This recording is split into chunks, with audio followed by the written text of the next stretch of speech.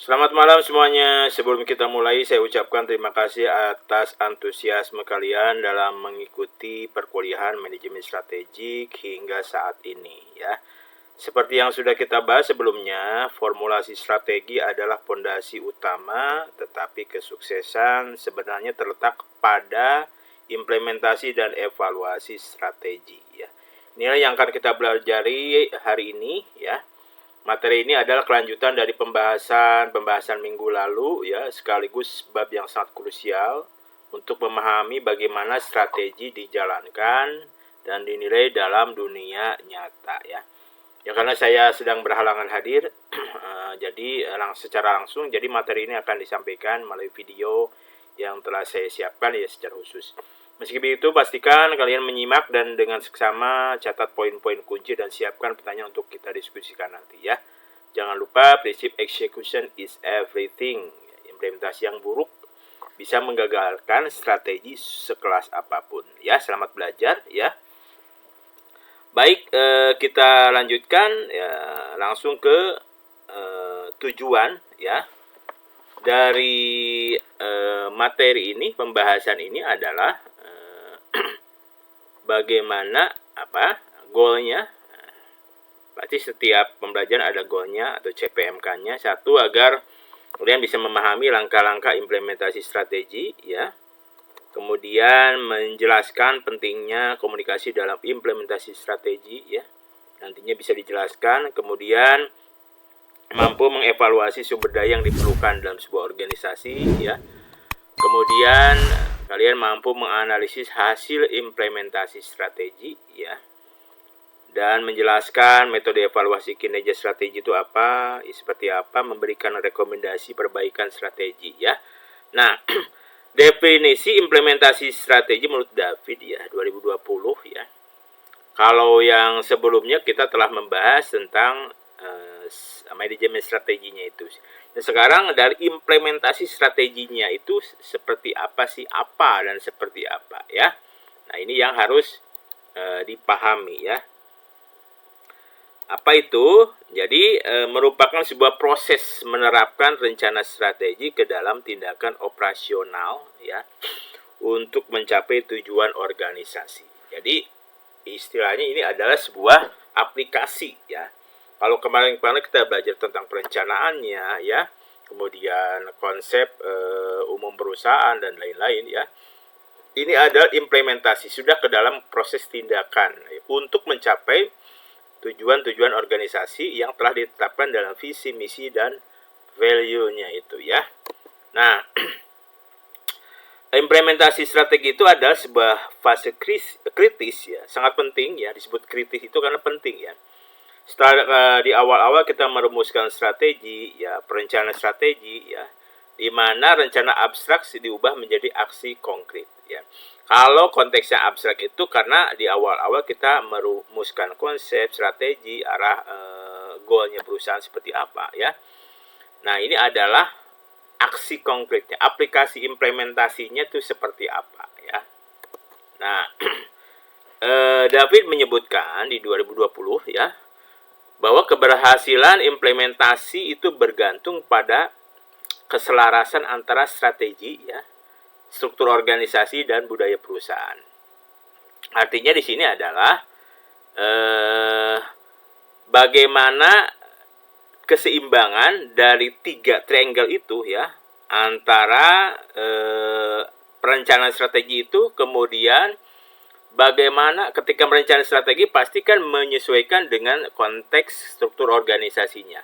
Konsep organisasinya seperti apa, ya bentuk organisasinya seperti apa, ya dari sisi besar kecilnya perusahaan, ya itu akan disesuaikan itu dan culture-nya, ya corporate culture atau budaya perusahaan itu akan menyesuaikan, ya. Jadi berhasil tidaknya sebuah implementasi penerapan strategik itu tadi ada harmonisasi ya antara struktur organisasi dan budaya perusahaan. Nah, dalam konteks budaya perusahaan itu adalah memang ini sangat penting ya. Banyak kalau di perusahaan-perusahaan besar ya, istilahnya culture itu menjadi sesuatu yang sangat penting ya. Budaya perusahaan itu sangat penting ya. Dan struktur organisasi itu bisa disesuaikan besar kecilnya tergantung misalnya konteks strukturnya mau per divisi, per section ya, hierarkinya seperti apa. Tapi yang harus ya, kadang-kadang lupa dalam konteks perusahaan-perusahaan lokal itu tentang culture, corporate culture ya, budaya perusahaan. Ya, banyak yang hanya fokus terhadap tadi struktur organisasi ya, fungsinya ada seperti apa, tapi lupa terhadap nilai-nilai yang harusnya dibangun. Makanya ketika merumuskan visi, misi, dan value-nya perusahaan itu, core value-nya itu, salah satunya harus berpijak kepada budaya perusahaan yang akan diciptakan itu seperti apa.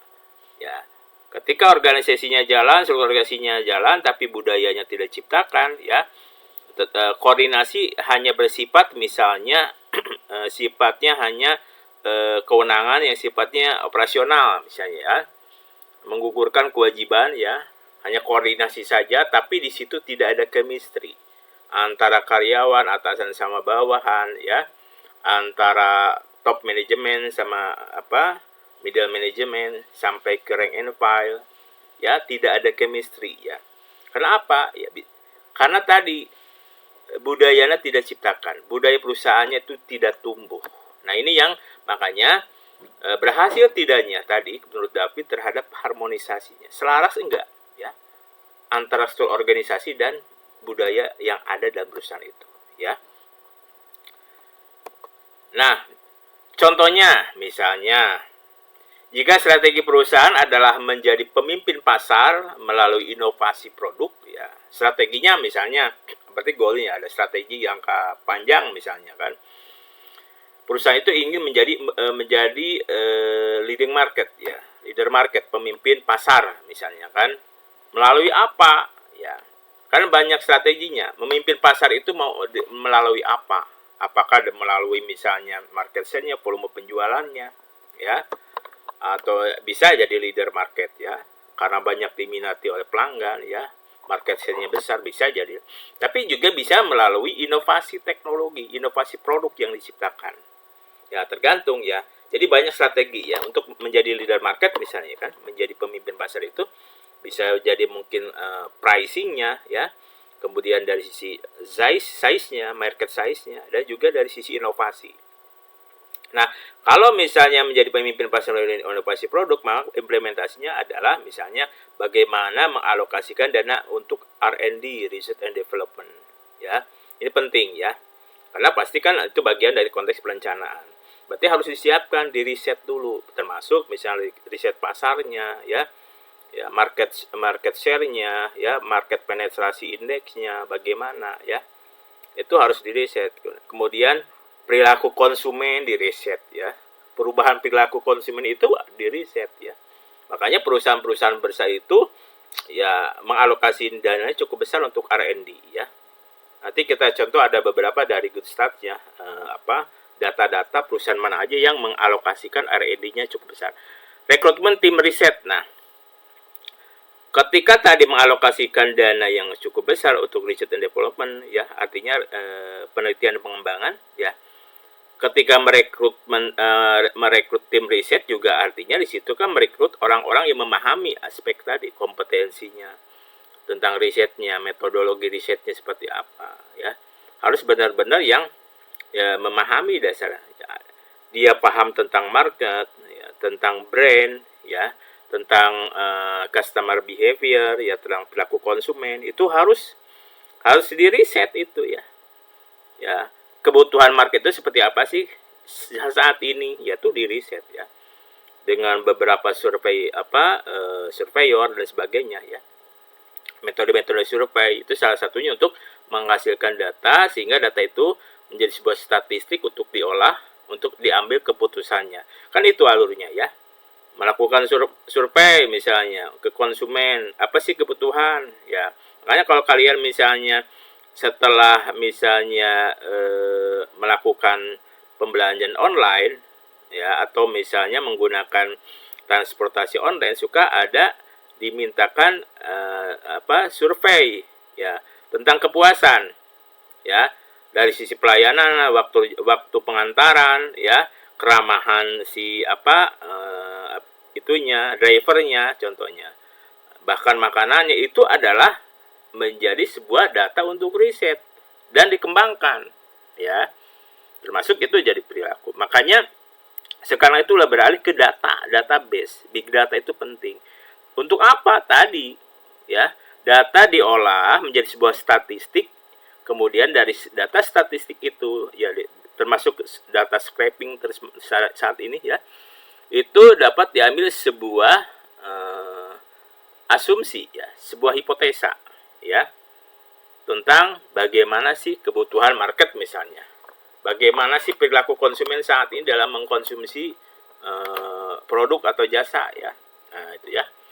Kemudian baru meluncurkan produk baru ke pasar. Jadi alokasikan dana dulu untuk risetnya. Apa yang mau diriset tadi, ya? Tadi kan berbasis penginovasi, ya. Misalnya berbasis barang-barang kebutuhan rumah tangga itu apa? Berarti kan ngambil scraping datanya ke ibu-ibu rumah tangga atau ibu-ibu muda dan sebagainya, ya. Direkrut tim riset, dan baru setelah diolah, menghasilkan keputusan, ya, baru ada launching produk baru ke pasar, biasanya seperti itu. Itu melalui tahapan tadi, ya. Itu, ya. Nah, makanya yang penting salah satunya adalah tadi, ya, implementasinya seperti ini, ya. Implementasi strateginya seperti ini. Nah, ini ada saya punya data 10 perusahaan dengan pengeluaran R&D terbesar di dunia. Dari sumber Statista, ya. 10 perusahaan dengan pengeluaran riset and development terbesar di dunia apa saja? Nah, kita lihat, ya. Yang saya bilang tadi bahwa perusahaan-perusahaan skala nasional internasional itu mengalokasikan dananya luar biasa hanya untuk pengembangan, ya, riset dan pengembangan. Ya, karena dari sana juga akan menghasilkan sebuah produk baru, ya, yang justru nanti eksponensial untuk pertumbuhan bisnisnya, ya. Nah, ini, ya, ini sumber Statista, ya, 2023 kalau nggak salah, ya.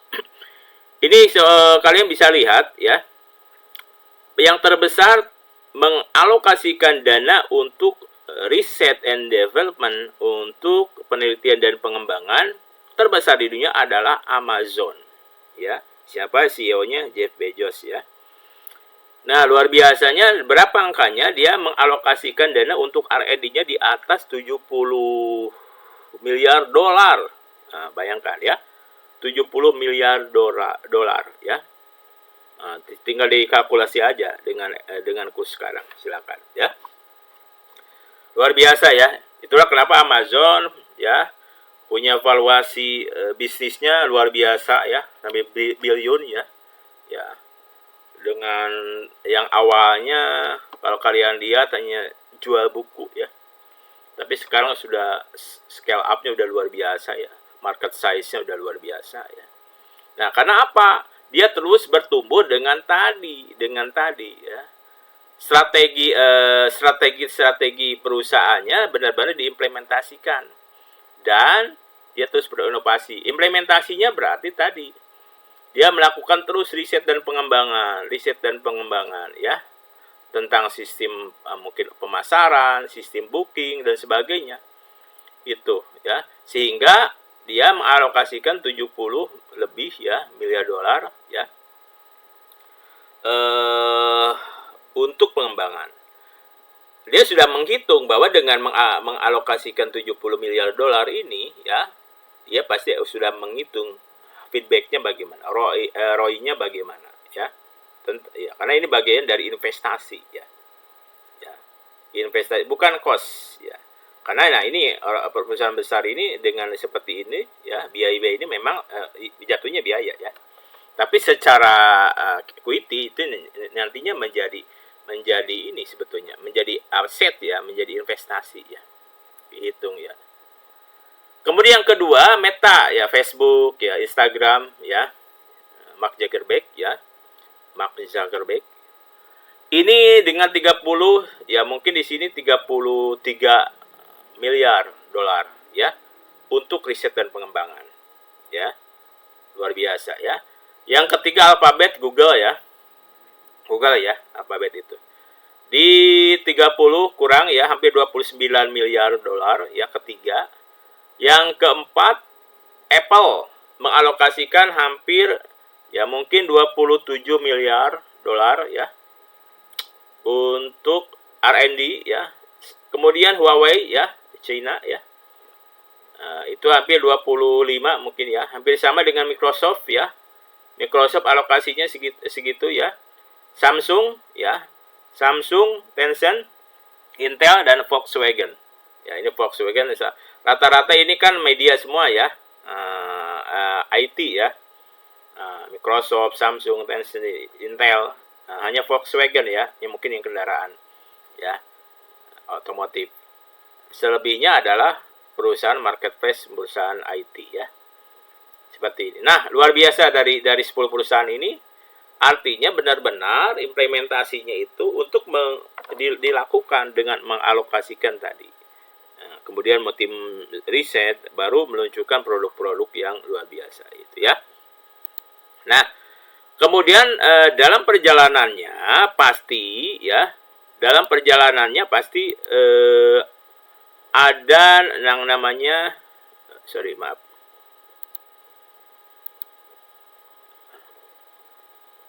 Iya. Dalam perjalanannya pasti ada tantangannya ya. Tantangannya apa aja ya? Penyebabnya karyawan atau manajer takut terhadap ketidakpastian atau ancaman terhadap status quo. Nah, ini yang secara culture terutama di kita ya. Takut untuk melakukan sebuah strategi ya, strategi yang boleh dibilang gradual ya. Strategi yang gila-gilaan. Kalau masih ragu ya, bahkan untuk top manajemen terutama di perusahaan-perusahaan nasional yang mungkin lokal ya, masih takut untuk melakukan sebuah perubahan-perubahan change ya, yang bagian dari strategi itu, melakukan implementasi ya. Mungkin rapat tahunan, rapat ini hanya sebatas ya, tapi ketika mau implementasikan itu masih terjebak dengan tadi tantangan. Salah satunya penyebabnya karyawan atau manajer takut terhadap ketidakpastian atau ancaman terhadap status quo. Ya, status quo itu artinya jabatannya ya. Kalau saya melakukan ini, ngambil resiko, kalau gagal saya nanti mungkin dipecat misalnya. Hal yang sangat seperti itu. Ya. Itu klasik ya. Itu sering terjadi. Ya, takut melakukan sebuah perubahan, change, takut menjadi seorang game changer gitu ya. Tadi karena alasan-alasan yang klasik. Kalau saya gagal, saya ini dianggap saya ini ya wajar. Nah, itu artinya rata-rata seperti itu. Kedua, kurangi pemahaman tentang manfaat strategi baru. Ketika misalnya sebagai contoh yang pernah saya lakukan, ketika melakukan sebuah perubahan strategi, menerapkan sebuah sistem dalam perusahaan, misalnya di hotel yang lama, hotel yang boleh dibilang independen, jadul, konservatif ya. Ketika misalnya mau melakukan sebuah perubahan, menerapkan sebuah sistem ya, baik secara digital atau maupun KPI misalnya, secara tepat sesuai, misalnya kalau hotel kan sesuai dengan manajemen hospitality misalnya ya. Nah, itu biasanya tantangannya seperti itu. Karena misalnya karyawan lama itu sudah terbiasa dengan sistem baru. Oh, dari dulu juga kan seperti ini ya. Ketika diberi sebuah sistem KPI baru dengan ini, yang tujuannya untuk agar perusahaan itu lebih berkembang ya, lebih maju, lebih grow up gitu ya, agar growth-nya tuh terus eksponensial tumbuh ya. Tapi tantangannya dari karyawan itu sendiri. Kenapa? Biasanya karena dia itu disuguhin dengan culture yang lama, dengan budaya perusahaan yang seperti itu. Terus aja. Dari dulu biasanya tantangannya seperti itu. Ketika dibawain seperti ini, diberi sistem seperti ini, wah ribet misalnya kan. Dari dulu juga seperti ini kok gitu kan, sudah biasa. Nah itu tantangannya. Artinya berarti di sini mindset. Tantangannya seperti itu. Ya, akhirnya ketika mau mengimplementasi sebuah strategi, tantangannya dari internal itu sendiri biasanya. Tidak mau menerima sebuah perubahan. Nah, itu ya. Nah, contohnya tadi ya, Contohnya lagi, perusahaan menghadapi transformasi digital, karyawan senior mungkin menolak karena harus mempelajari sistem barunya. Salah satunya seperti ini, ya. Karena menolak itu bisa dua. Satu, ketidakmampuan dia untuk mengikuti mengadaptasi perubahan itu, ya.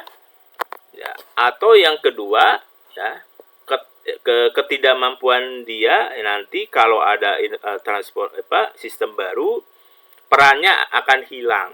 Misalnya kan, peran dia sebagai senior ya akan hilang ya, karena misalnya, atau dia merasa tidak mampu untuk melakukan itu ya, sehingga banyak alasan untuk menolak ya, menolak hal-hal yang sifatnya transformasi digital, dari yang manual ke digital, dengan alasan otaknya sudah tidak menyerap dan sebagainya. Nah, itu hal-hal yang seperti itu ya tantangannya ya. Ya, solusinya memang ada solusi ya. Bagaimana komunikasikan urgensi perubahan itu dan dilibatkan karyawan dalam proses ya. Memang seperti itu ya. Tapi itu memang perlu sebuah pendekatan-pendekatan yang komprehensif. Apalagi kalau di perusahaan-perusahaan itu sudah perusahaan yang sudah lama ya, independen, family business, konservatif ya. Benturan internalnya cukup kuat ya, karena budaya-budaya lokal. Nah, itu biasanya tantangannya lebih luar biasa ya, seperti itu. Nah, ini adanya resistensi perubahan ya, tantangan untuk dirubah. Nah, ini yang pertama biasanya jadi ya, apalagi kalau di daerah perusahaan-perusahaan ya, seperti di daerah ketika diberi sistem ya, seperti itu. Kalau perusahaan-perusahaan yang sudah scale up, sudah besar, biasanya kan sudah, apalagi sudah korporasi, itu sudah prosedurnya sudah jalan. Bahkan mungkin hotel-hotel yang change hotel ya, yang hotel-hotel jaringan ya, kelas dunia internasional, itu sudah ada sistemnya dari namanya prosedur dari hulu ke hilirnya tuh biasanya punya ya, standarisasi, sehingga resistensi terhadap perubahan-perubahan itu tidak terlalu signifikan dibandingkan dengan model hotel yang independen ya, yang lokal. Nah, ini ya contoh tantangannya. Nah, yang kedua tantangannya alokasi sumber daya. Sumber daya kemarin sudah kita bahas, ada berapa? Ya, ada 4 ya. Ada banyak lah sumber daya di perusahaan itu. Ya, ada dana ya, sumber daya teknologi ya, IT ya, informasi teknologi ya, itu juga dana ya. Ya. Kemudian fasilitas ya, peralatan ya, keuangan ya, jelas ya. Itu sumber daya ya, dana, SDM, teknologi dan lain terbatas, tetapi kebutuhan kompetitif tinggi. Ya, biasanya kan itu klasik alasannya. Pengen berkembang tapi kebutuhan alokasi misalnya cash flow-nya lagi kurang memungkinkan misalnya kan. Pengen mengadaptasi teknologi baru tapi misalnya merasa terlalu mahal, sehingga tetap pakai teknologi yang lama tapi tidak support sebetulnya. Ya, itu ya, sementara di luar sana market sudah berkembang ya, sudah mengadaptasi diri dengan perubahan, dan kita masih terkendala dengan tadi sumber daya yang terbatas ya. Itu menjadi tantangan perubahan ya. Kita pengen mengimplementasikan strategi-strategi sudah dibuat dalam briefing, dalam meeting, dalam RUPS apapun itu ya. Tapi terkendala dengan tadi ya, sumber daya ya. Ada dua hal ketika bicara tentang sumber daya ya, kalau perusahaan itu, apakah mau melakukan investasi lagi atau utilisasi ya. Dua hal. Investasi tetap keluar budget ya. Tapi yang kedua harusnya utilisasi. Utilisasi itu bagaimana mengoptimalkan sumber daya yang ada di internal. Apakah karyawan yang sudah ada sudah optimal ya di perusahaan Anda? Ya. Apakah produktivitasnya sudah benar-benar dipres gitu ya, dalam konteks dipres di sini sudah benar-benar sesuai dengan KPI-nya ya. Nah, itu utilisasi. Jangan sampai misalnya contohnya misalnya peralatan, makanya kalau di hotel itu ada namanya maintenance engineering. Jangan sampai misalnya sebetulnya masih bisa diperbaiki, tapi karena istilah sifatnya misal tim itu hanya bukan seorang maintenance, sifatnya pengen beli ganti beli gitu kan, itu berarti kan tidak utilisasinya, tidak optimal kerjanya. Padahal dia punya kompetensi, harusnya dioptimalkan dulu apa masih bisa diperbaiki atau tidak. Kalau masih bisa ya silakan diperbaiki. Ya itulah utilisasi. Tidak melulu soal investasi harus beli baru ya, rusak beli baru, tidak seperti itu. Ya, berarti kan harus dicari sumber penyebabnya ya. Dana itu ya tadi ya, SDM teknologi seperti itu. Ya. Ya, salah satu contoh misalnya perusahaan ingin ekspansi ke pasar global tetapi anggaran pemasaran tidak memadai. Nah, ini ibaratnya pengen ke Jakarta, targetnya besar ya, tapi tidak punya tidak support dengan kendaraannya misalnya kan, seperti itu. Ingin pakai Mercedes S-Class misalnya kan, tapi bahan bakar yang misalnya oktannya ini ya, kan tidak ini ya, tidak support ya. Seperti ini. Jadi pengen ekspansi global tapi mungkin anggaran pemasaran tidak memadai. Makanya kalau namanya anggaran pemasaran ya, budget marketing itu terutama di hospitality business ya, di awal-awal perusahaan itu buka, hotel itu buka, itu harus cukup besar juga ya. Ada rasionya ya. Dia harus misalnya biaya marketingnya jalan dengan influencernya, dengan KOL-nya ya, bagaimana brandingnya ya, itu termasuk di dalamnya ya, bagaimana budget promosinya ya, seperti itu, budget sales call-nya dan sebagainya. Artinya kalau pengen mempromosikan diri berarti kan namanya personal branding kalau manusia ya, berarti kan dia harus mengalokasikan sumber daya ya. Sumber dayanya apa? Berarti anggaran ya, anggaran untuk promosi di media ya, dengan influencer dan sebagainya ya. Atau kalau tadi konteks ke pasar global bagaimana ya, dia jualannya konteksnya memasarkannya bukan lokal lagi atau nasional, sudah ke internasional ya. Kalau misalnya sales call-nya, sales visit-nya kalau lokal masih antar kota, antar provinsi, nah ini udah antar negara. Anggarannya harus beda lagi ya, seperti itu. Nah, contoh solusinya menggunakan balance scorecard ya. Mungkin kemarin sudah belajar tentang ya BSC ini ya, kartu keseimbangan untuk memprioritaskan sumber daya berdasarkan KPI strategis. Ini berdasarkan menurut Kaplan dan Norton ya. Ingat-ingat lagi tentang balance scorecard ya. Ya, kartu keseimbangan dari mana? Dari sisi konsumen ya, dari sisi alur kerja dan sebagainya ya. Ada 4 kalau ya. Ingat-ingat lagi BSC contohnya.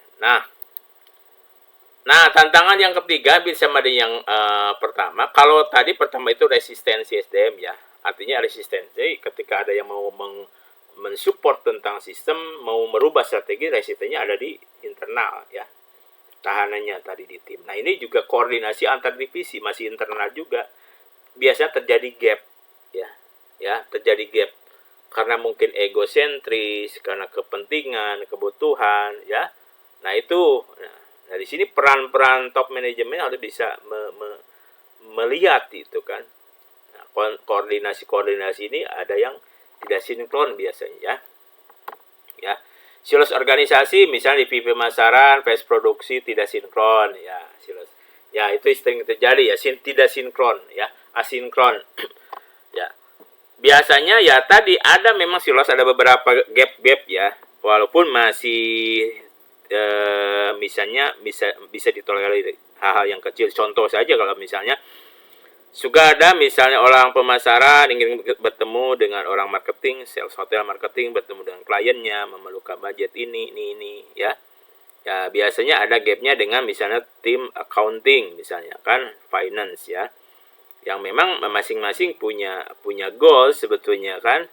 Di sisi lain yang divisi pemasaran tadi dengan strategi marketingnya, promosinya memerlukan budget untuk pengembangan ya. Bagaimana untuk menggolkan ya, untuk call to action dengan klien ya, memerlukan budget ya. Sisi lain ya pengajuan itu berarti kan ke divisi finance biasanya ya. Nah, itu sering terjadi sedikit diskusi ya, tanda kutip ya. Sedikit pertanyaan bahkan bisa meruncing ke hal yang sifatnya ini. Nah, ini harus diluruskan ya. Harus benar-benar harus terbuka semuanya. Semuanya itu tidak berbasis egosentris divisi. Harus melihat ke goal ya. Goal perusahaan atau strategi yang sudah ditetapkan di awal, visi misi dan goal value-nya seperti apa. Jadi semua divisi harus mengacu ke sana ya. Bukan egosentris ke divisian, ke sectionnya ya, seperti itu. Ya, pemasaran dengan produksi tidak sinkron ya, atau mungkin ini marketing dengan finance ya, seperti itu. Kalau di hotel yang kecil misalnya divisi front office sama housekeeping suka ada gap ya. Gap yang kecil lah, tapi itu biasanya lebih ke teknis sih ya, ke teknis ya. Tapi kalau sudah ini berbaur kembali yang saya tahu ya. Kemudian ada gap juga silos misalnya executive chef ya dengan F&B manager biasanya itu ada ya. Ada ego-ego terselubung yang kalau tidak dibina, kalau tidak diluruskan, itu bisa menghambat tadi implementasi strategi secara keseluruhan. Makanya harus benar-benar di maintain dengan baik ya. Ya, strategi customer centric gagal karena tim IT lambat menyediakan data pelanggan. Nah, ini ya. Tim IT itu adalah scraping data tadi yang di awal-awal ya. IT sudah tahu scraping datanya seperti apa ya. Si tim customer centric butuh data dari geografik, dari umur, dari preferensi ya, target market dan sebagainya ya. Makanya kalau misalnya kalian melakukan ads di FB ya, di Google, itu kan ada targeting berbasis customer. Nah, ini IT ini harus bisa scraping data perusahaan itu, perusahaan kita itu secara marketnya bagaimana, secara perilaku konsumennya bagaimana, yang datang ke perusahaan kita yang mengkonsumsi produk kita itu seperti apa. Nah, itu IT yang menyediakan database, data pelanggan. Nah, ini gagal karena tadi mungkin lambat ya. Itu contoh terjadi silos organisasi ya. Ya, mungkin solusinya adalah cross functional team atau gunakan tools kolaborasi. Ada cross training, ada cross ini ya. Ya, misalnya cobain di manager jadi tim front office misalnya. Executive housekeeper jadi FOM ya, kalau di hotel. Atau tim sales manager menjadi gitu ya, cross training ya, cross functional team ya. Gunakan enterprise research ini ERP ya, seperti itu ya. Oke ya, itu menurut Johnson et al. 97. Nah, ini ada contoh ya, model 7 McKinsey ya, untuk menghadapi tantangan implementasi strategi ya. Salah satu contoh toolsnya. Model 7 McKinsey yang S-nya, 7S ya. Yang pertama ada structure ya. Structure di sini baik structure organisasi, bisa juga cost structure ya. Strategi ya. Strategi yang sudah ditetapkan ya. Ada strategi, ada taktik. Berarti strategi perusahaan di awal di perencanaan itu bagaimana ya. Sistem, S-nya ketiga sistem ya. Sistemnya seperti apa? Ini sistem itu berarti kan flow-nya, operation-nya ya. Tergantung core bisnisnya kalau sistem ini. Di manufaktur sama hospitality kan beda sistemnya. Ya, struktur organisasinya juga beda. Strategi yang digunakannya pasti beda ya.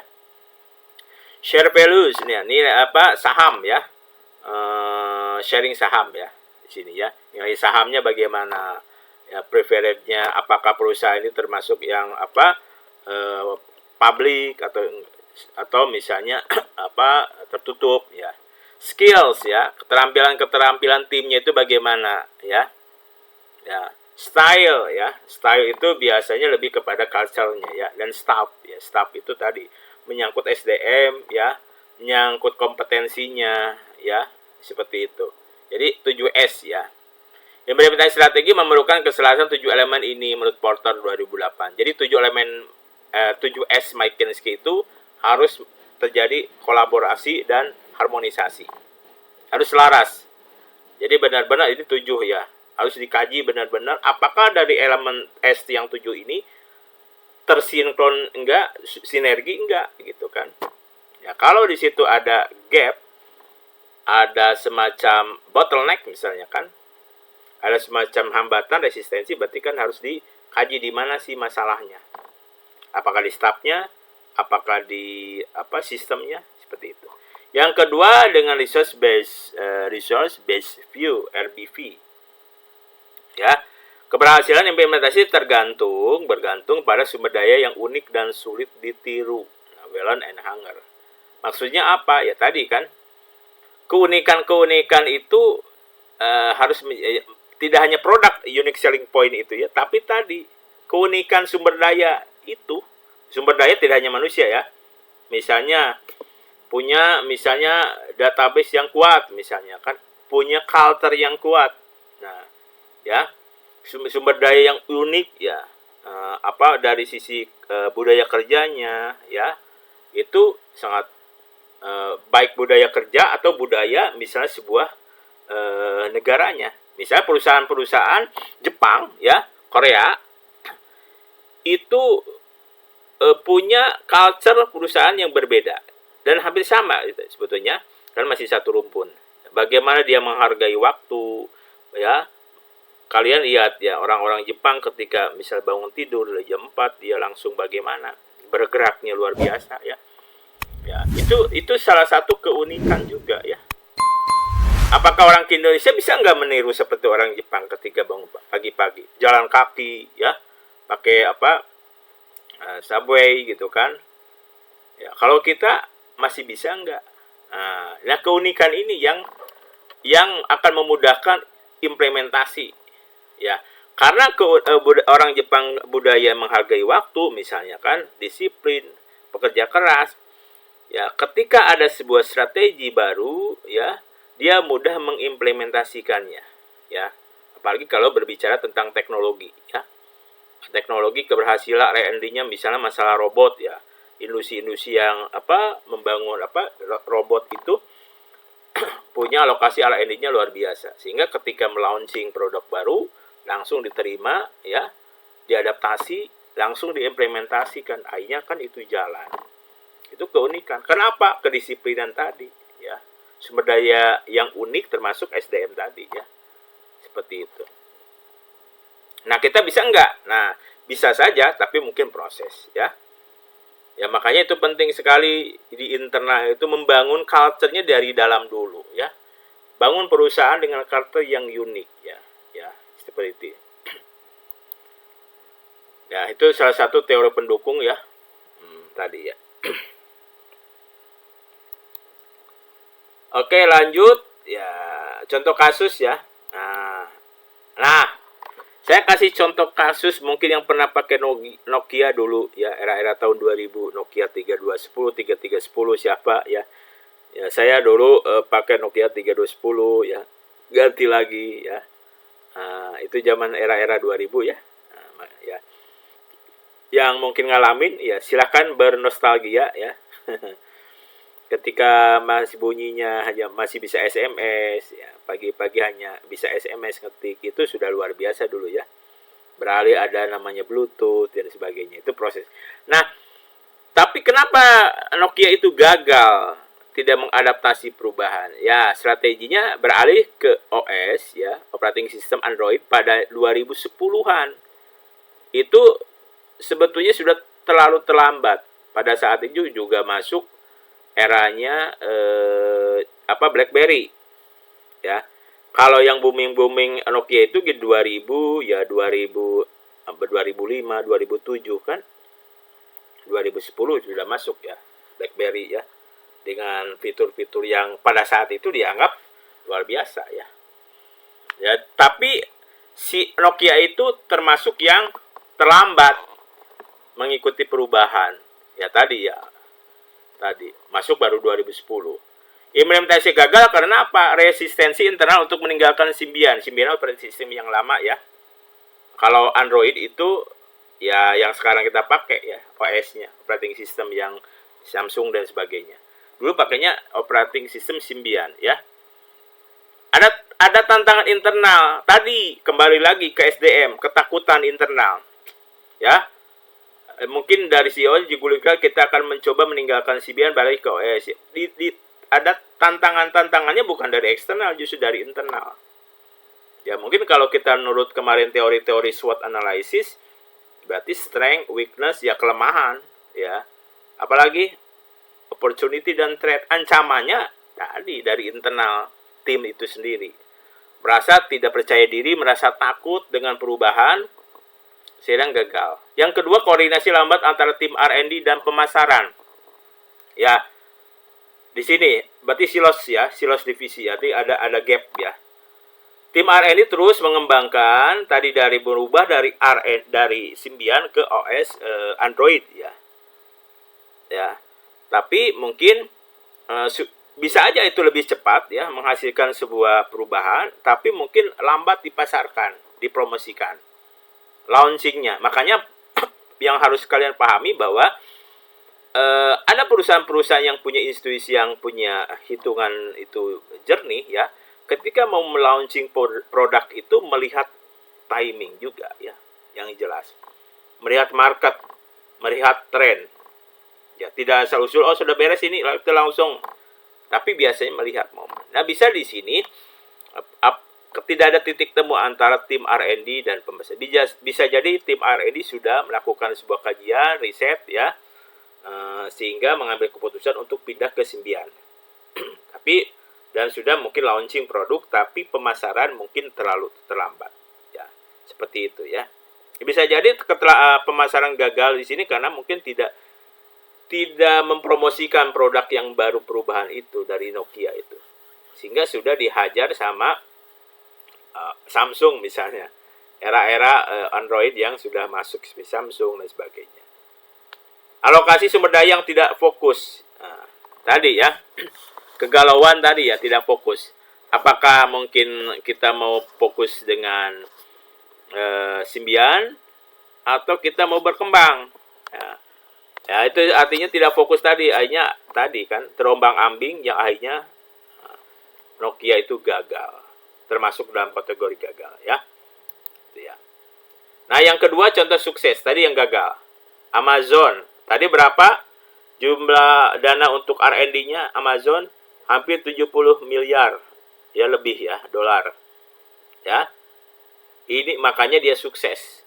Budgetnya aja gede untuk R&D ya. Asetnya udah billion ya.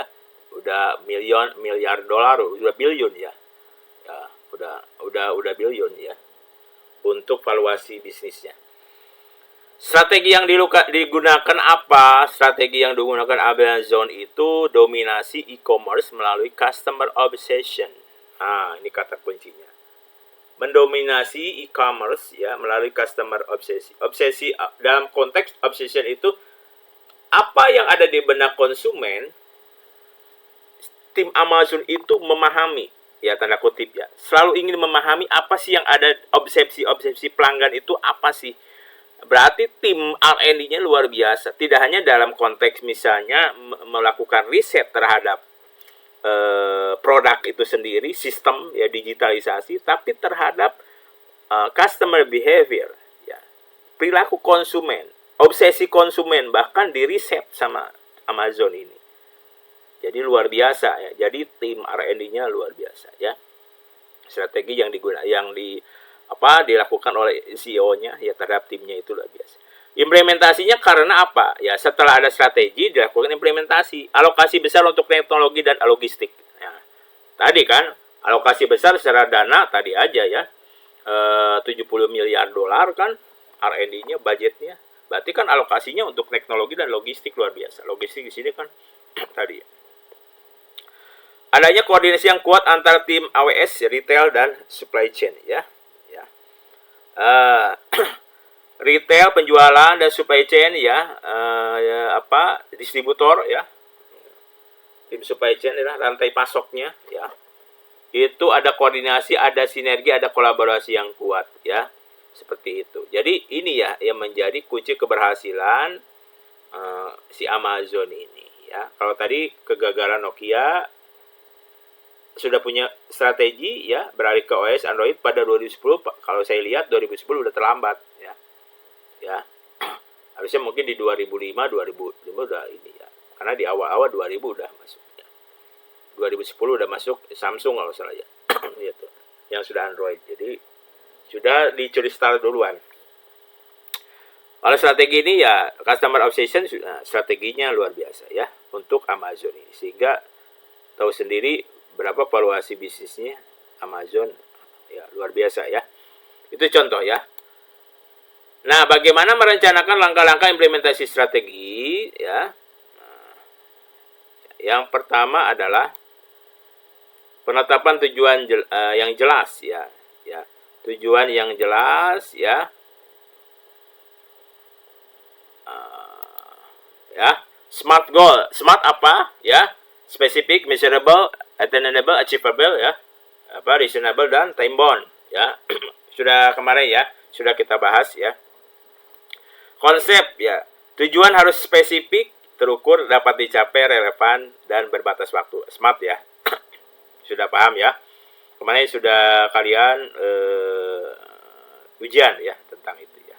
Sudah memberikan contoh juga. Contoh tidak smart meningkatkan penjualan, itu tidak smart ya. Penjualan apa? Nah, kan penjualan saja ya itu kan tidak terukur. Baik secara fisiknya atau nilainya ya. Kalau yang smart contohnya meningkatkan penjualan produk X ya, produknya produk apa? Sebesar 15% di pasar Asia Tenggara dalam 12 bulan. Itu contoh ya. Jadi harus rencana harus jelas. Tingkatkan dong omset bulan ini, pengen omsetnya. Ya, biasanya gitu. Apalagi di misalnya ke yang sudah bisnis di F&B ya. Harus juga menetapkan. Makanya saya di beberapa video memberikan tentang perhitungan tentang margin kontribusi, analisis tentang profitabilitas dari food cost ya. Itu tadi untuk tadi agar bisa terforecast ya. Penjualan apa nih yang harus dibidik di bulan ini? Yang kurang penjualannya apa? Misalnya, kalau di restoran yang bulan ini yang rendah penjualannya misalnya sate ya. Apakah bulan depan mau ditaikin enggak? Ya berarti kan harus berapa persen kenaikannya ya. Ya, berarti bulan depan kenaikannya sekian persen ya. Itu seperti itu. Itu smart ya. Terukur. Ya. Alasan pentingnya adalah meminimalkan ambiguitas dan memastikan semua tim memahami target yang sama. Ambigu itu kan boleh dibilang standar ganda ya. Ya, ragu-ragu ya. Seperti itu. Antara mau dan tidak ya. Ya, jadi sudah tidak ambigu lagi, sudah tidak double standar lagi. Tadi harus fokus ya, jelas.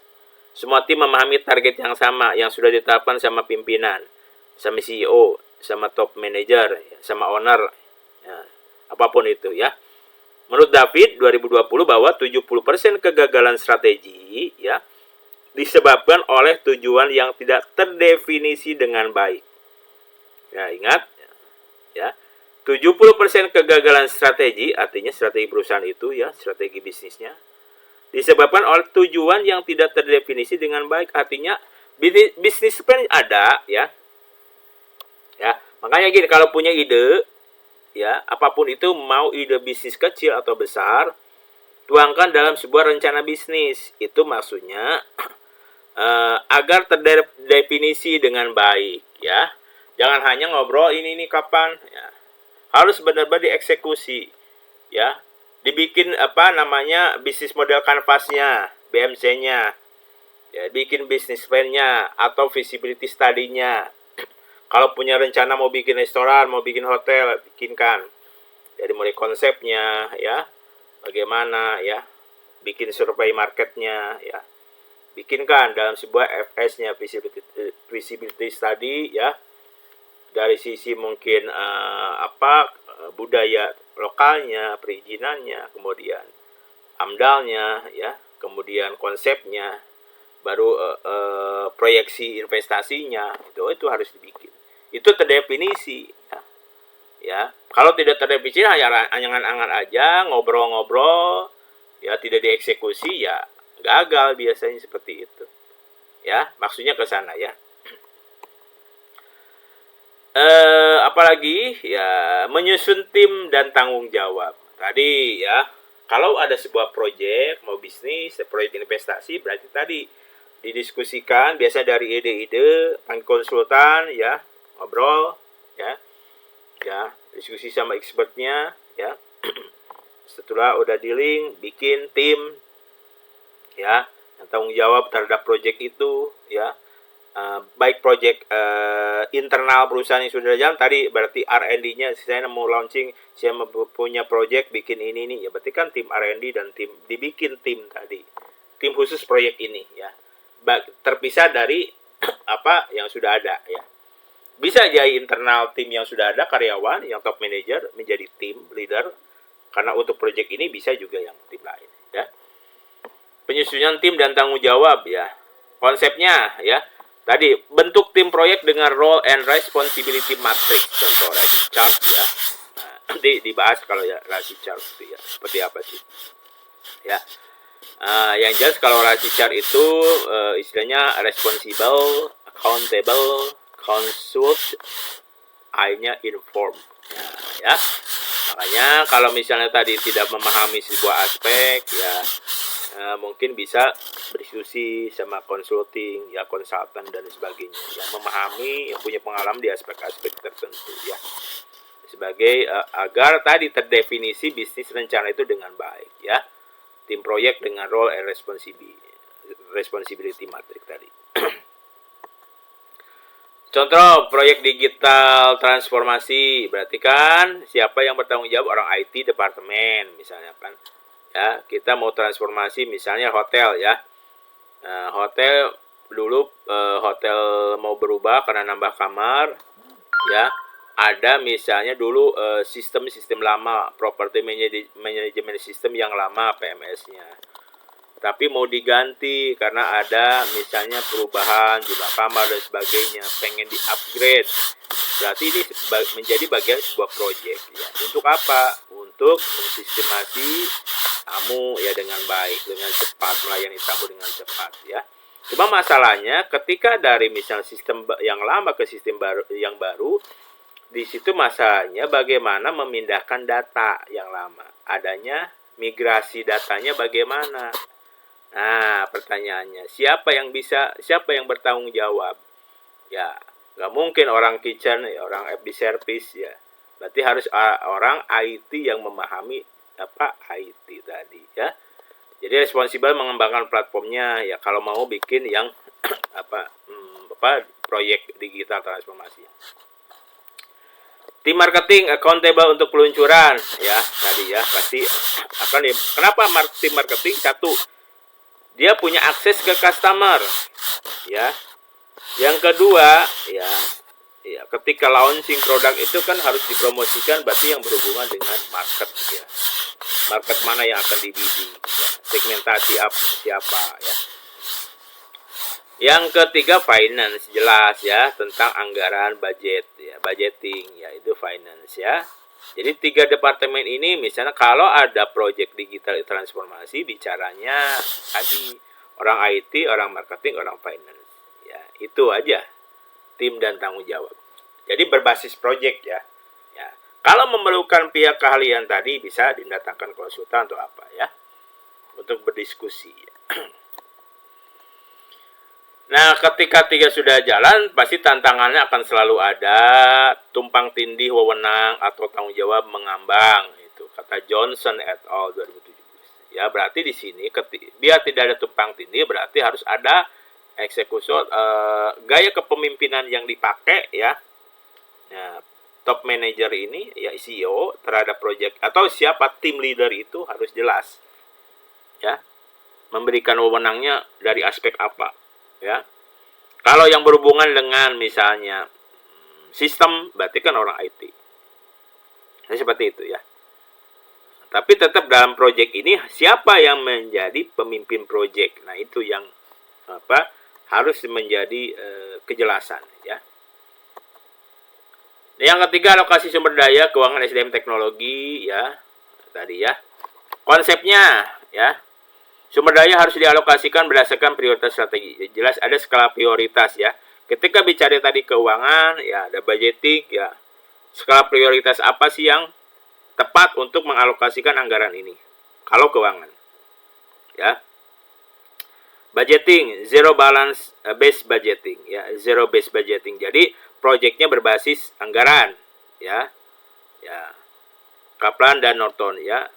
Kalau budgeting toolsnya. Kemudian SDM, analisis gap kompetensi, pelatihan rekrutmen dilakukan. Kalau terjadi gap analisis, gap kompetensi dilakukan, berarti upskilling, reskilling. Bisa dilakukan pelatihan atau merekrut tim baru. Nah, itu ya. Kalau mengalokasikan sebuah ya, bicara seperti itu. Amazon contohnya tadi ya, Amazon termasuk salah satu perusahaan internasional ya dunia yang terus mengupgrade diri ya, terus improvementnya luar biasa ya. Mengalokasikan 10% revenue tahunan untuk R&D teknologi AWS ya. Ya. Kegagalan umum ya. Alokasi tidak proporsional, misalnya anggaran besar untuk membesar tapi SDM tidak memadai ya. Ya. SDM-nya tidak memadai di sini ya. Maksudnya memadai. Kegagalan umum ya. Alokasi tidak proporsional, misalnya anggarannya besar tapi SDM-nya ya seperti itu ya. Makanya yang saya sering bilang ada 4 fundamental dalam bisnis yang umum. Yang pertama SDM, yang kedua operasional, yang ketiga sales marketing ya termasuk branding, yang keempat finance ya.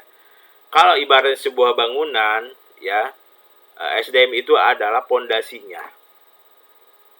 Ya, pondasi dari bangunan itu. Mau dibikin berapa lantai? Ya. Mau dibikin misalnya 20 lantai. Tapi pondasinya kuat tidak menahan beban itu. Yang 10 lantai dengan bobot sekian ton. Nah, ibaratnya seperti itu. Artinya, kalau misalnya perusahaan itu pengen mencapai mengkontrol tingkat revenue misalnya sekitar misalnya 5 miliar per tahun misalnya kan. Atau 20 miliar per tahun ya. Untuk hotel misalnya kan. Tim sales marketingnya bisa enggak? Ya, tim pemasarannya bagaimana? Bisa enggak untuk ke arah sana, mengatrol target revenue itu? Jangan-jangan dia hanya mampu 1 miliar, gitu kan?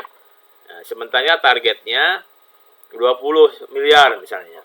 Nah, permasalahannya di sini. Tadi berarti kan analisis kompetensi, ya contoh yang tadi ya. Berarti marketingnya tidak mampu, berarti apakah mau merekrut tim sales atau marketing yang baru atau upskilling yang sudah ada, itu pertanyaannya ya. Nah, itu berarti si leader harus bisa memahami itu ya, skala prioritasnya ya. Jadi kalau jangan sampai muluk-muluk target besar, kalau occupancy misalnya besar kalau di hotel ya, tapi marketingnya tidak mampu ya. Basic presentasinya saja masih kaku sama klien, sama customer ya. Handling komplainnya masih belum bisa misalnya kan. Call to actionnya nggak ada misalnya. Kalau hal-hal seperti itu teknis yang dasar sebetulnya harus bisa dikuasai. Tapi nah sementara target sudah besar ya. Nah si pimpinan harus bisa memahami itu ya, harus bisa memahami itu. Penjadwalan dan timeline dengan Gantt chart atau milestone ya. Timeline itu penting ya, timetable ya. Ya harus ada namanya time bound kan. Kan smart itu kan salah satunya batas waktunya ada ya. Konsep gunakan tools management project ya. Ada sekarang tools itu udah banyak ya. Tools management project untuk absensi, untuk timeline itu sudah banyak ya aplikasinya ya. Gantt chart ya. Visualisasi tugas dan timeline ya sudah ada ya. Milestone, titik pencapaian kritis, contoh peluncuran prototipe di bulan ke-6 itu ada milestone ya. Itu nanti di mapping ya sudah ada. Contohnya ya, proyek restrukturisasi perusahaan, mau direstrukturisasi, milestone 1 analisis struktur saat ini bulan 1 sampai 2 ya. Struktur apa aja? Struktur organisasi, struktur biaya dan sebagainya ya. Yang kedua, milestone kedua, pelatihan karyawan bulan ketiga dan 4 ya. Ya, seperti itu. Ada misalnya tadi, apakah restrukturisasi perusahaan itu karena misalnya perusahaan itu diakuisisi ya, direstrukturisasi ya, itu berarti kan berdampak terhadap timnya itu, organisasi itu ya, berarti harus melakukan sebuah perubahan-perubahan. Yang kelima, tahap monitoring dan kontrol ya, konsepnya adalah tools monitoringnya dengan BSC ya, balance scorecard ya, tracking kinerja finansial dan non finansial ya, finansial terus dari keuangan, non finansial dari customer ya, dari apa BC itu, dari operasional ya, sistem operasi dan sebagainya. Kemudian dashboard real time, contohnya dengan Google Analytics untuk strategi digital ya, itu salah satunya ya. Google Analytics, Google Trends sekarang ya. Apalagi kalau misalnya perusahaan itu berbasis e-commerce atau penjualan ya, penjualan makanan atau customer consumer goods ya. Biasanya kan Google Trend, Google Analytics ya diperlukan nih untuk trennya saat ini bagaimana sih ya. Nah, itu ngikutin. Contoh Netflix monitoring harian terhadap churn rate pelanggan, untuk cepat beradaptasi dengan perubahan preferensi. Churn rate itu maksudnya gini ya. Berapa pelanggan yang meninggalkan layanan itu selama dari awal. Nah, misalnya itu persentasenya berapa? Apakah tinggi? Ya. Misalnya saya sudah berlangganan Netflix sejak 1 tahun misalnya kan, dari awal misalnya. Nah, kemudian di tahun kedua saya beralih langganan. Itu churn rate ya, meninggalkan langganan ya. Itu dihitung. Berapa sih yang meninggalkan menjadi dari pelanggan menjadi tidak langganan misalnya ya. Itu namanya dihitung nanti ya.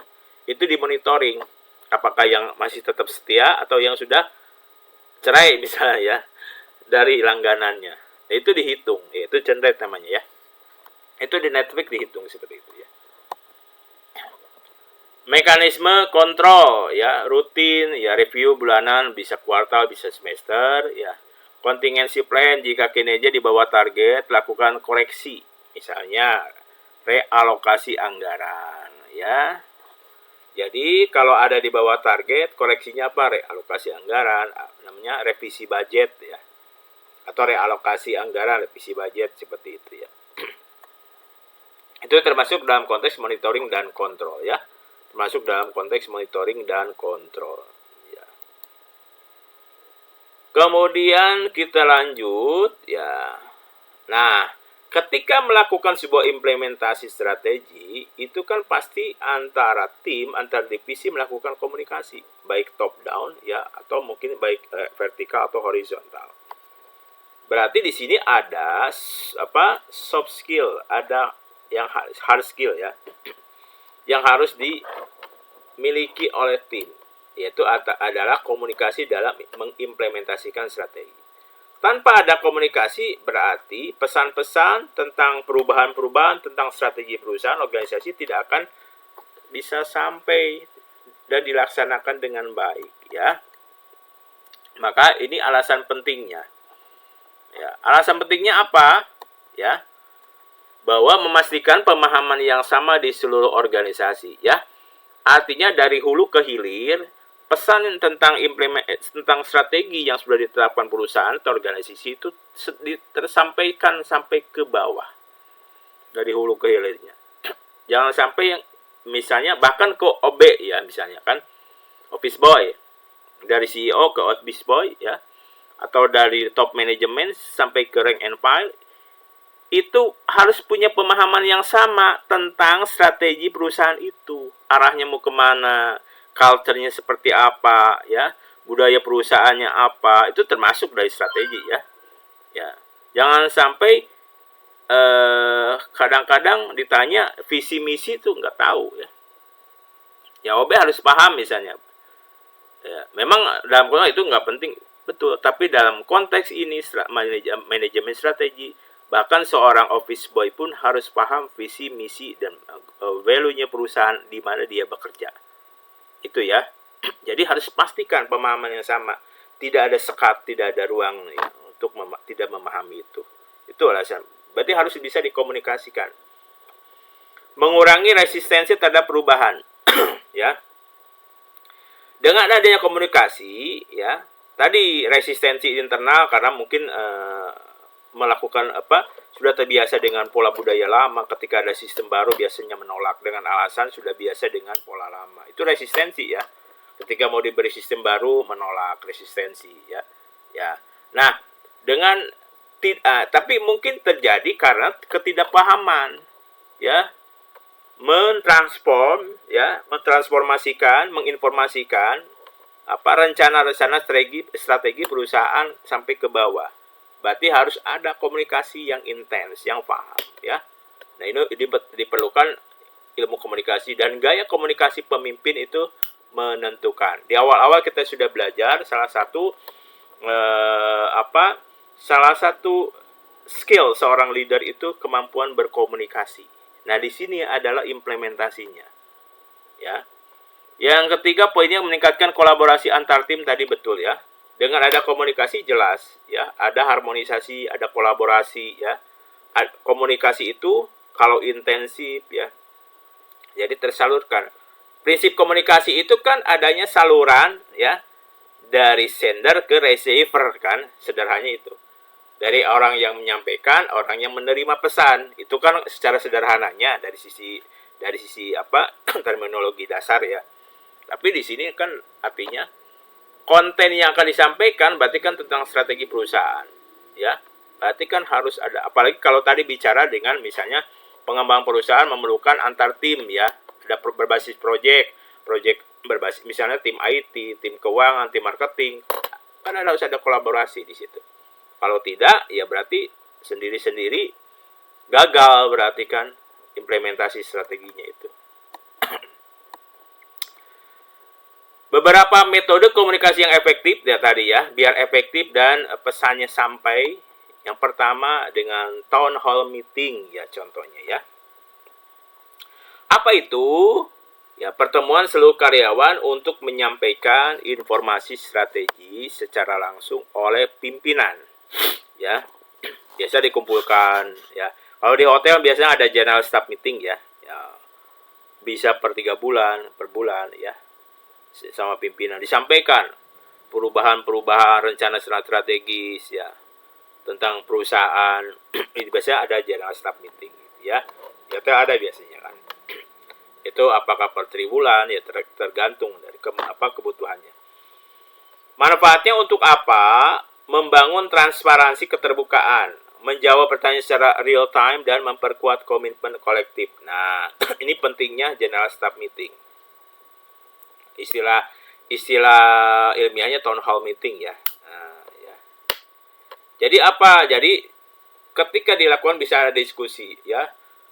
Antara top manajemen berkumpul dengan rank and file semuanya dari berbagai divisi, berbagai level jabatan, tidak ada sekat ya. Di situ ada ruang untuk diskusi ya, mengungkapkan kegelisahan, keresahan selama dia berkarir, bekerja ya. Ya, mungkin ada yang tidak tersampaikan ya.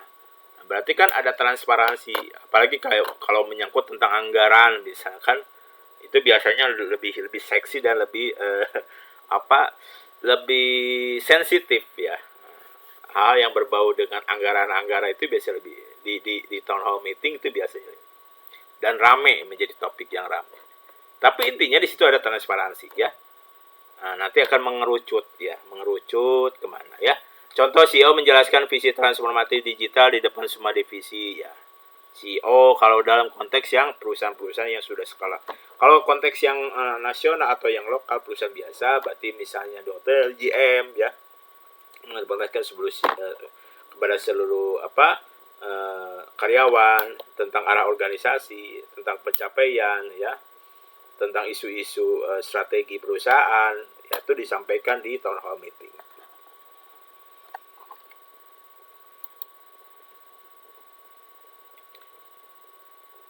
Kemudian ada lagi dashboard kinerja ya, kalau tadi town. Nah, kalau town hall meeting tadi ya, apa itu platform visual, grafik, tabel ya yang menampilkan progres strategi secara real time. Biasanya kalau di beberapa divisi kan, divisi penjualan, nah, ada kan tabel, baik itu di whiteboard atau di mungkin chartnya yang sifatnya ini ya fisik ya atau mungkin di software ya grafik-grafik tabel tentang misalnya KPI kompetitor ya, kemudian tingkat okupansi ya, dan macam-macam ya. Itu apapun itu ada grafiknya, ada tabel. Misalnya forecast ya, forecast semingguan, 10 hari, bulanan, tahunan bahkan ya. Ada namanya ya di situ. Manfaat memudahkan pemantauan target, meningkatkan akuntabilitas, dan menyamakan persepsi tentang prioritas ya. Memang misalnya sekarang masing-masing megang laptop ya, masing-masing punya data di laptop ya. Tapi kan perlu juga, misalnya dalam suatu ruangan itu ada tabel yang bisa dilihat oleh semua orang yang termasuk divisi, antar divisi ya atau interdivisi ya. Bahwa kita punya pencapaian ini, punya target, punya goal yang harus kita bidik ya. Nah, itu semuanya artinya punya persepsi dan tanggung jawab untuk meraih tadi ya, target-target atau yang sudah digambarkan di grafik ya. Misalnya dashboard Google Analytics untuk melacak peningkatan traffic website pasca strategi pemasaran digital ya. Kalau sudah kita iklan ya, hari ini kita misalnya melakukan iklan di Google Ads ya, atau di Facebook Ads misalnya kan, iklan tentang hotel kita ya, untuk promonya ya dengan budget sekian, targetnya sekian ya.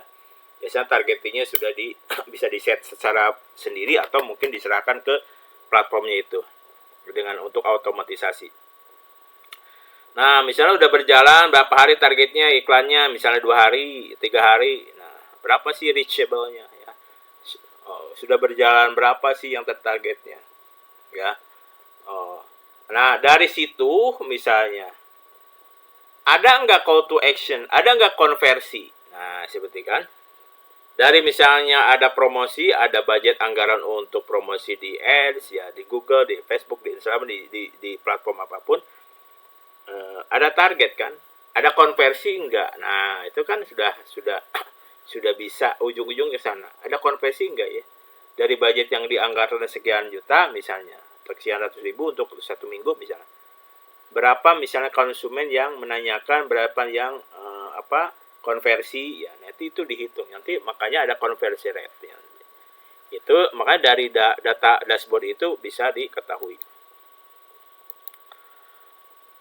Nah, dilakukan pelatihan dan sosialisasi ini penting sekali ya, apa itu program edukasi untuk memastikan karyawan paham cara menjalankan strategi baru. Ya, makanya ketika ada tadi setelah ada town hall meeting, ada misalnya diinformasikan ada perubahan strategi, ada misalnya penggunaan sistem baru ya.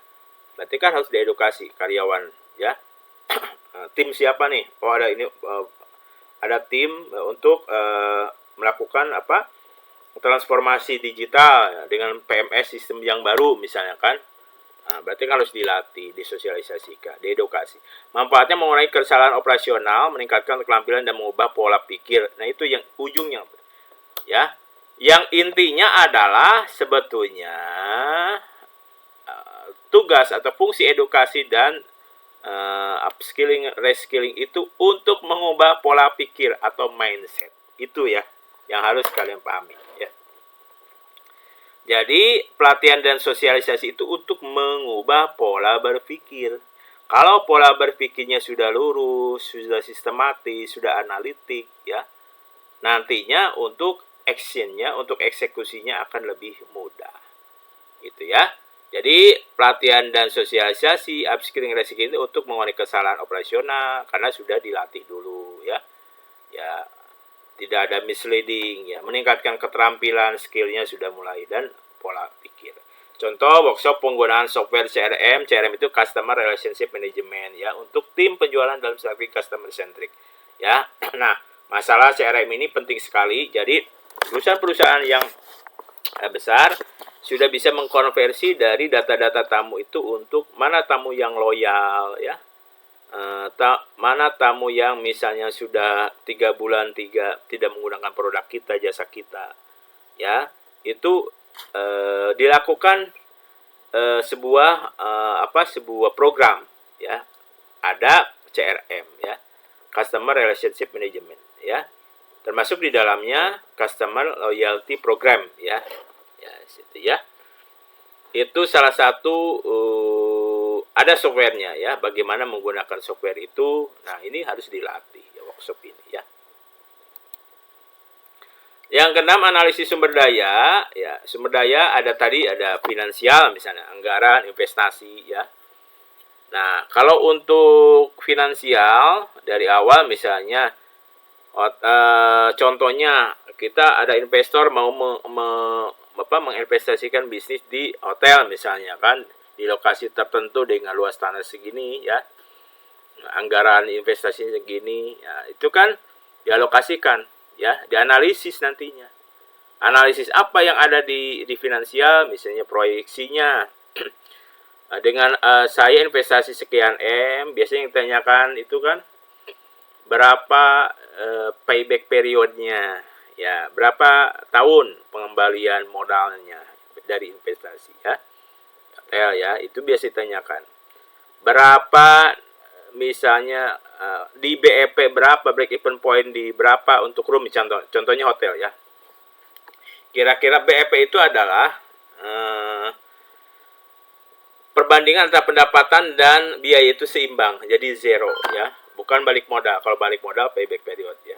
Jadi ketika nilai pendapatan itu masih sama dengan di titik equilibriumnya antara biaya dan pendapat, itu disebut BEP.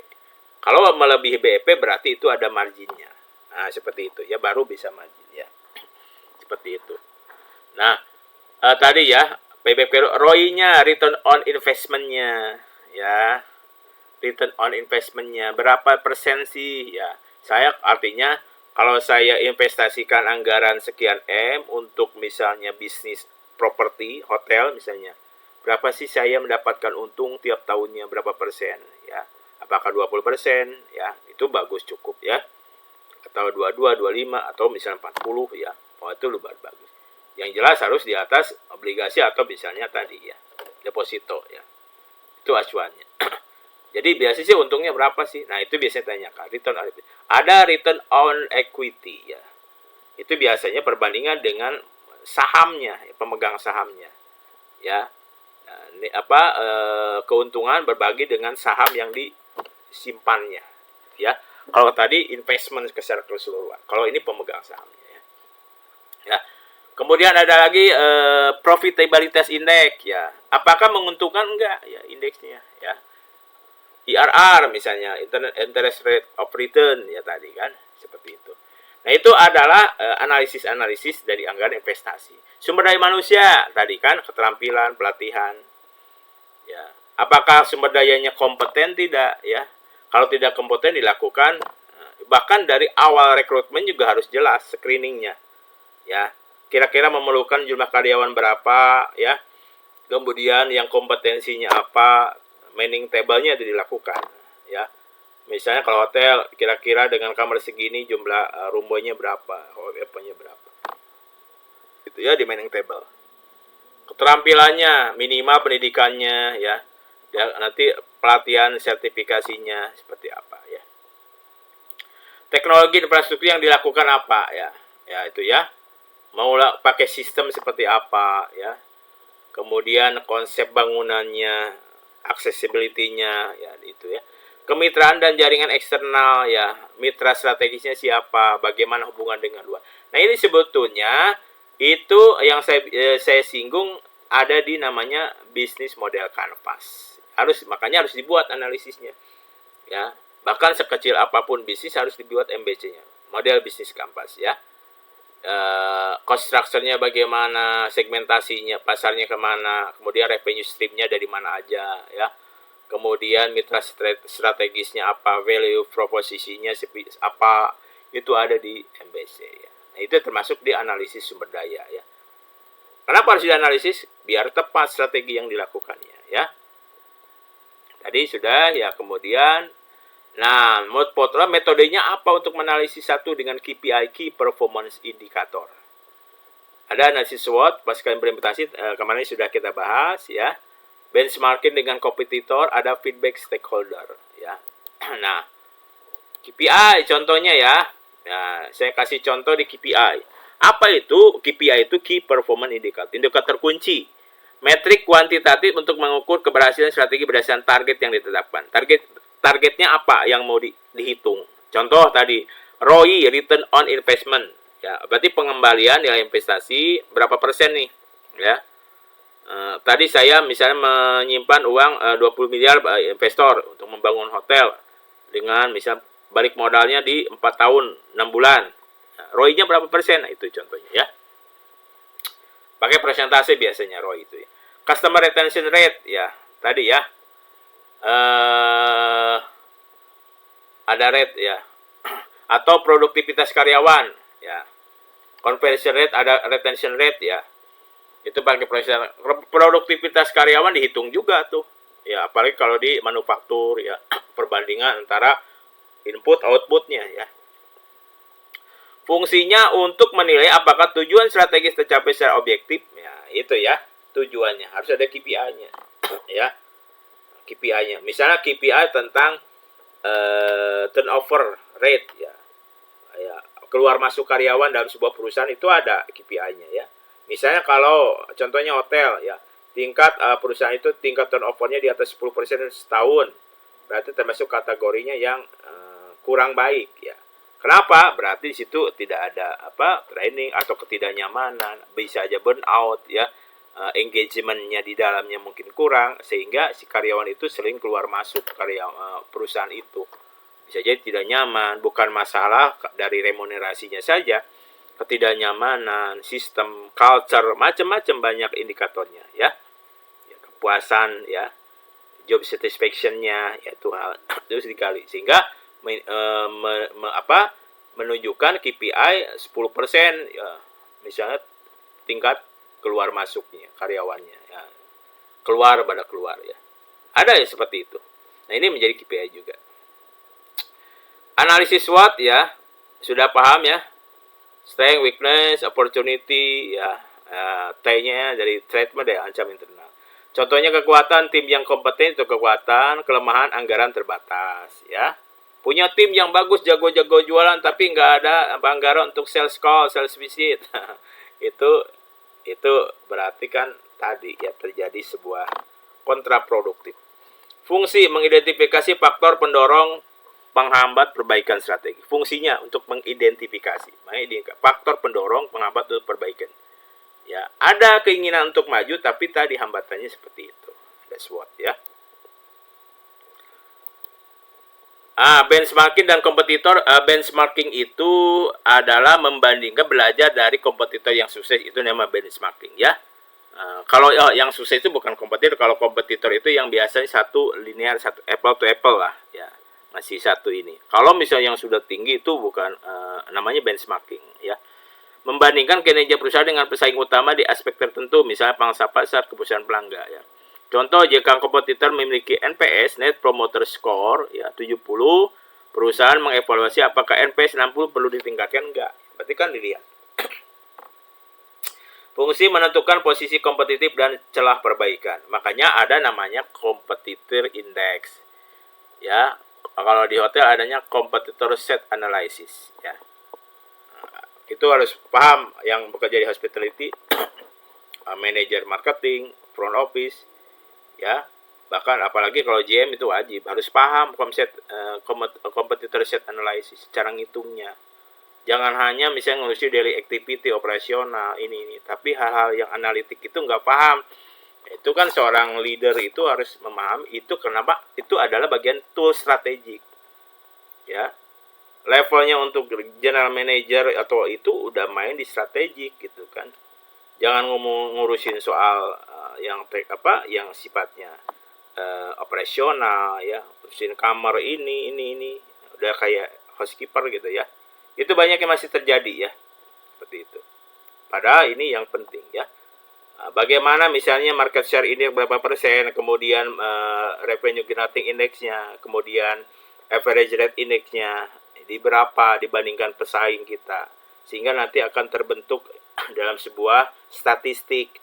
Statistik itu angka tapi menjadi sebuah indikator, hipotesa ya. Bagaimana positioning kita di bisnis dibanding kompetitornya. Di market itu positioning kita seperti apa? Itu tidak bisa tahu tanpa statistik seperti itu. Makanya harus paham posisi kita di antara market itu tadi mana. Sebagai alat untuk menentukan strategi jangka panjang. Seperti itu. Ya, itu harus dipahami oleh di level-level manajerial. Ya. Feedback stakeholder, apa mengumpulkan masukan dari pihak terkait, karyawan, pelanggan, investor ya tentang dampak strategik. Ada namanya feedback, umpan balik ya. Misalnya umpan balik yang sederhana tentang misalnya kalau di restoran ada misalnya guest comment, itu salah satu bentuk feedback ya. Agar tahu ya kepuasan pelanggan terhadap produk dan layanan kita itu di mana ya. Survei kepuasan pelanggan, forum diskusi internal ya. Fungsi memahami persepsi kebutuhan stakeholder yang mungkin tidak terukur melalui data kuantitatif. Ya, kalau data kan ada dua cara ngolah, kuantitatif, kualitatif ya. Kuantitatif berdasarkan data-data tadi ya, numerik ya, data-data primer sekunder tadi ya. Kalau kualitatif biasanya kan berdasarkan diskusi dan argumentasi dan sebagainya. Ya. Nah, setelah itu bagaimana cara memberikan rekomendasi dan perbaikan? Identifikasi akar masalahnya ada di mana ya. Tadi ada apakah di retensi karyawan, culture-nya yang misalnya terlalu mindset-nya yang blocking mental, tidak mau ada perubahan karyawannya ya, rigid, kaku ya. Itu harus diidentifikasi. Oh tidak, karyawannya udah cair, tapi misalnya mungkin di anggaran ya, seperti itu. Jadi akar masalahnya ada di mana untuk perbaikan. Solusi jangka panjang versus panjang. Kan kalau namanya visi itu biasanya lebih panjang, misi itu lebih pendek ya.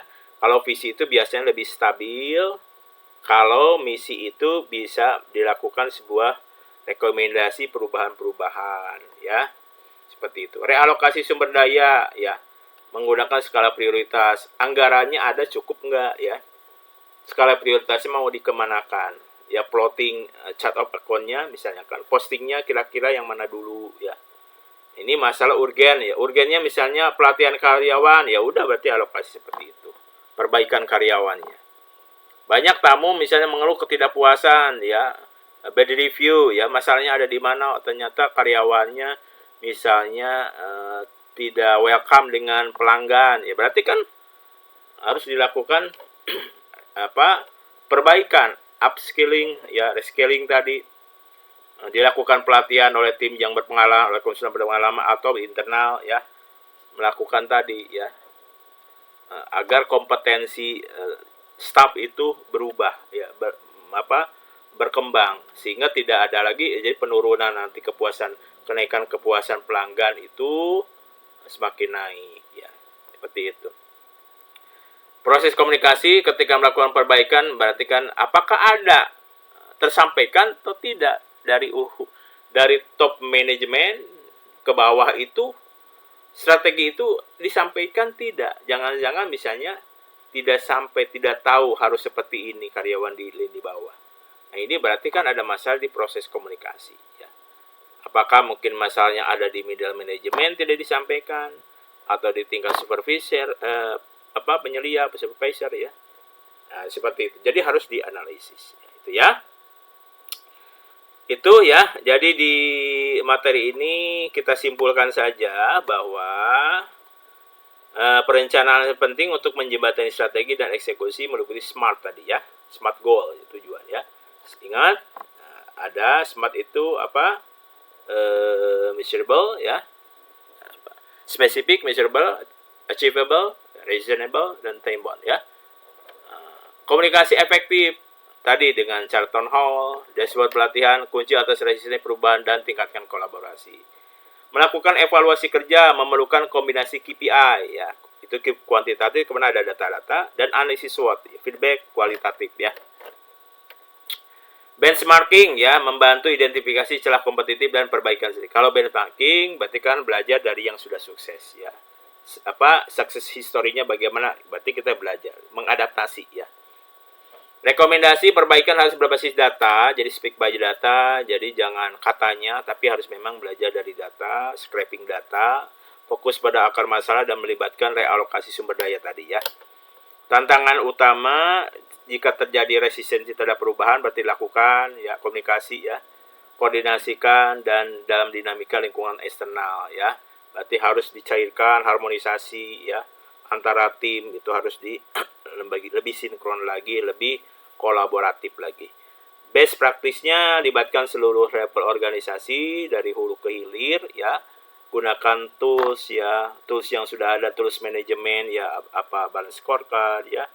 Ada mungkin Six Sigma dan macam-macam lah, banyak ya, secara berkala ya. Jadi strategi tanpa eksekusi adalah ilusi ya. Evaluasi dan adaptasi adalah kunci keberlanjutan. Itu saja materi untuk kali ini, untuk implementasi dan evaluasi strategi. Terima kasih atas perhatiannya. Untuk nanti kuis dan pertanyaannya akan disampaikan di kemudian. Terima kasih atas perhatiannya. Salam sehat, salam sukses semuanya. Sampai jumpa dalam pertemuan yang akan datang. Assalamualaikum warahmatullahi wabarakatuh.